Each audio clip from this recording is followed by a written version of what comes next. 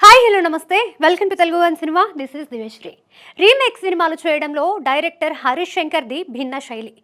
Original story లైన్ని మాత్రమే తీసుకొని దానిని తెలుగుకి తగ్గట్టుగా పూర్తిగా మార్పులు చేసి ఓ కొత్త సినిమాని చూస్తున్న అనుభూతిని కలిగిస్తాడు.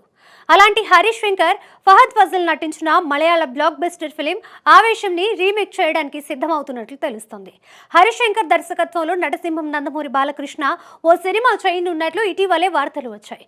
అయితే వీరి కాంబినేషన్లో రానున్న సినిమా ఆవేశం రీమేకే అని ఇండస్ట్రీ వర్గాల్లో ఓ న్యూస్ చక్కర్లు కొడుతోంది. ఆవేశం సినిమా చూసి తెలుగులో ఇది బాలయ్య చేస్తే బాగుంటుందని పలువురు అభిప్రాయపడ్డారు.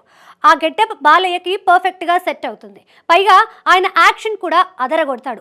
అలాంటి బాలయ్య ఆవేశం సినిమా రీమేక్ చేస్తే దానికి హరీష్ శంకర్ డైరెక్టర్ అయితే ఇక ఆ ప్రాజెక్ట్ కి ఏ రేంజ్ లో క్రేజ్ ఏర్పడుతుందో ప్రత్యేకంగా చెప్పనక్కర్లేదు. ప్రస్తుతం బాలకృష్ణ తన 109వ సినిమాని బాబీ కొల్లి డైరెక్షన్ లో చేస్తున్నాడు. ఆ తర్వాత బోయపాటి శ్రీను ప్రాజెక్ట్ లైన్ లో ఉంది.